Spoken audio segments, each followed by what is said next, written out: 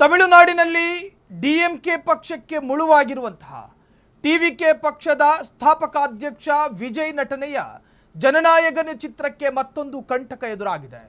Sensor ನೀಡುವಂತೆ ಇದ್ದ court ಆದೇಶಕ್ಕೆ ತಡೆ. ಪಾಪ ಈ ಮನುಷ್ಯದ ಯಾವ ಕಾಲದಲ್ಲಿ ಏನು ಪಾಪ ಮಾಡಿದ್ನೋ ಏನೋ.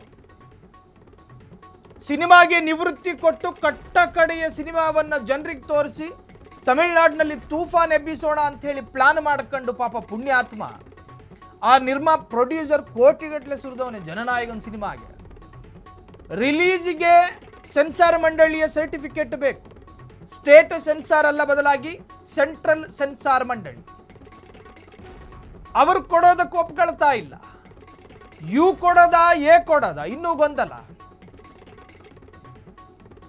ಮದ್ರಾಸ್ ಹೈಕೋರ್ಟ್ನಿಂದ ಅಧಿಕೃತ ಆದೇಶ ಇದು. ತಮಿಳುನಾಡು ರಾಜಕಾರಣದಲ್ಲಿ ಈ ವರ್ಡಿಕ್ಟ್ ಅಲ್ಲೋಲ ಕಲ್ಲೋಲವನ್ನು ಸೃಷ್ಟಿ ಮಾಡಿದೆ. ಸೆನ್ಸಾರ್ ಮಂಡಳಿ ಯಾಕೆ ಈ ಸಿನಿಮಾಗೆ ಸರ್ಟಿಫಿಕೇಟ್ ಕೊಡೋದಕ್ಕೆ ವಿಳಂಬ ಮಾಡ್ತಾ ಇದೆ ಅಂದ್ರೆ, ಈ ಸಿನಿಮಾದ ಕೆಲ ದೃಶ್ಯಗಳಲ್ಲಿ ಈ ದೇಶವನ್ನ ಆಳುತ್ತಿರುವ ಸರ್ಕಾರದ ವಿರುದ್ಧ ಮಾತನಾಡಿದಾನೆ ಅನ್ನೋ ಕಾರಣ. ಕಾವಿ ತೊಟ್ಟು ರಾಜಕಾರಣಕ್ಕೆ ಎಂಟ್ರಿ ಕೊಡೋದು, ಕೊಳ್ಳೆ ಹೊಡೆಯೋದಕ್ಕ ಅಂತ ಹೇಳಿ ಕೋಲ್ ಹಿಡ್ಕೊಂಡು ಹೊಡಿತಾನೆ ವಿಜಯ್. ಅದರಲ್ಲಿ ಇವೆಲ್ಲವೂ ಕೂಡ ಸಮಾಜಕ್ಕೆ ನಕಾರಾತ್ಮಕ ವ್ಯತಿರಿಕ್ತ ಪರಿಣಾಮವನ್ನು ಉಂಟು ಮಾಡಬಹುದು. ಹಾಗಾಗಿ ಇದಕ್ಕೆ ಸರ್ಟಿಫಿಕೇಟ್ ಕೊಡೋದಕ್ಕೂ ಒಪ್ಕೊಳ್ತಾ ಇಲ್ಲ. ಈ ತರಹದ ಕಾರಣಗಳನ್ನು ಹೇಳ್ಕೊಂಡು ಕಟ್ಟಕಡೆದಾಗಿ ಕೋರ್ಟ್ ಮೆಟ್ಲೇರಿದ್ರು ವಿಜಯ್. ಅದಾದ ನಂತರ ಕೆಳ ಹಂತದ ನ್ಯಾಯಾಲಯ ಇದಕ್ಕೆ ಅನುಮತಿ ಕೊಟ್ಟಿತ್ತು. ಸೆಷನ್ಸ್ ಕೋರ್ಟ್ ಇದಕ್ಕೆ ಅನುಮತಿ ಕೊಟ್ಟಿತ್ತು, ನೀವು ಸೆನ್ಸಾರ್ ಸರ್ಟಿಫಿಕೇಟ್ ಕೊಡಿ, ತಕ್ಷಣ ಇದನ್ನು ಬಿಡುಗಡೆ ಮಾಡಿ ಅಂತ. ಆದರೆ ಇದರ ವಿರೋಧಿಗಳು ಹೈಕೋರ್ಟ್ ಮೆಟ್ಲೇರಿದ್ರು. ಹೈಕೋರ್ಟ್ ಏನು ಮಾಡ್ತು? ಮದ್ರಾಸ್ ಹೈಕೋರ್ಟು ಕೆಳ ನ್ಯಾಯಾಲಯದ ಆದೇಶವನ್ನು ಎತ್ತಿ ಹಿಡಿಯಲಿಲ್ಲ, ಬದಲಾಗಿ ತಡೆ ಕೊಡ್ತು ಆ ಆದೇಶಕ್ಕೆ. ಆ ವರ್ಡಿಕ್ಟಿನ ಮುಂದೆ ಚಾಲ್ತಿಯಲ್ಲಿರೋದಿಲ್ಲ, ಅದು ನಿಶ್ಚಲ. ಯಾವ ನಟ ವಿಜಯ್ಗೆ ಕೆಳ ನ್ಯಾಯಾಲಯ ಅನುಮತಿ ಕೊಟ್ಟಿತ್ತೋ ಆ ಅನುಮತಿಯ ವರ್ಡಿಕ್ಟ್ ಆದೇಶಕ್ಕೆ ಈಗ ಹೈಕೋರ್ಟ್ ತಡೆ ಕೊಟ್ಟಿದೆ. ನಾವೆಲ್ಲರೂ ಕೂಡ ನ್ಯಾಯಾಂಗ ವ್ಯವಸ್ಥೆಯನ್ನು ಗೌರವಿಸಬೇಕು ಮತ್ತು ಅದರ ಆದೇಶದಿಂದ ತೃಪ್ತಕರ ಆಗಬೇಕು. ಇದು ನಮ್ಮ ಈ ದೇಶದ ಕಾನೂನು. ಹಾಗಾಗಿ ನ್ಯಾಯಾಲಯದ ಆದೇಶವನ್ನು ಗೌರವಿಸಿ ನಟ ವಿಜಯ್ ಮುಂದಿನ ಕಾನೂನು ಹೋರಾಟ ಮಾಡ್ತೀನಿ ಅಂತ ಹೇಳಿದ್ದಾರೆ. ಮದ್ರಾಸ್ ಹೈಕೋರ್ಟ್ನಿಂದ ಚಿತ್ರಕ್ಕೆ ತಡೆ. ಸೆನ್ಸಾರ್ ಅನುಮತಿ ಪತ್ರ ಸದ್ಯಕ್ಕೆ ಸಿಗೋದಿಲ್ಲ. ಡಿಎಂಕೆ ಮತ್ತು ಬಿಜೆಪಿಗೆ ಟಕ್ಕರ್ ಕೊಡೋದಕ್ಕೆ ಸಜ್ಜಾಗಿದ್ದ ತಮಿಳು ನಟ ಕಟ್ಟ ಕಡೆಯ ಜನನಾಯಕನ್ ಚಿತ್ರ ಬಿಡುಗಡೆಗೆ ಪದೇ ಪದೇ ಸಂಕಷ್ಟ.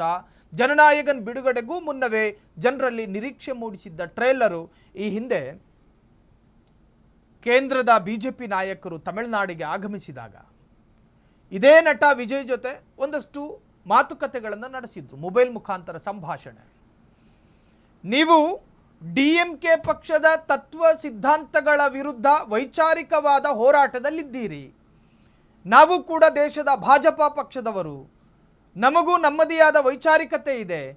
ನಿಮ್ಮ ವಿಚಾರಧಾರೆಗೂ ನಮ್ಮ ವಿಚಾರಧಾರೆಗೂ ಸಾಮೀಪ್ಯ ಇದೆ. ನಾವಿಬ್ಬರು ಒಟ್ಟಿಗೆ ಸೇರ್ಕೊಂಡು ಲಗ್ನ ಹಾಕ್ಕೊಂಡು ಹೋರಾಟ ಮಾಡೋಣ ಅಂತ ಹೇಳ್ತು. ಅದಕ್ಕೆ ಒಪ್ಪಿಕೊಳ್ಳದ ನಟ ವಿಜಯ್ ಬಿಜೆಪಿಯಿಂದ ಒಂದು ಅಂತರವನ್ನು ಕಾಯ್ದಿರಿಸ್ಕೊಂಡ್ರು, ಒಂದು ಮಧ್ಯದಲ್ಲಿ ಒಂದು ಲೇಯರ್ ಹಾಕ್ಕೊಂಡ್ರು. ನಮಗೂ ನಿಮಗೂ ಆಗ ಬರೋದಿಲ್ರಿ, ನೀವು ದೂರದಲ್ಲಿರಿ, ನಾನು ದೂರದಲ್ಲಿರ್ತೀನಿ ಅಂತ.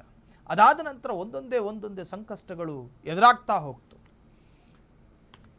ಇನ್ನು ಇದೇ ಟಿವಿಕೆ ಪಕ್ಷದ ರ್ಯಾಲಿ ಸಭೆಗಳಿಗೂ ಕೂಡ ಅಲ್ಲಿನ ಡಿಎಂಕೆ ಬಹಿರಂಗ ಸಭೆಗಳಿಗೆಲ್ಲ ಅನುಮತಿ ಕೊಡ್ತಾ ಇರಲಿಲ್ಲ.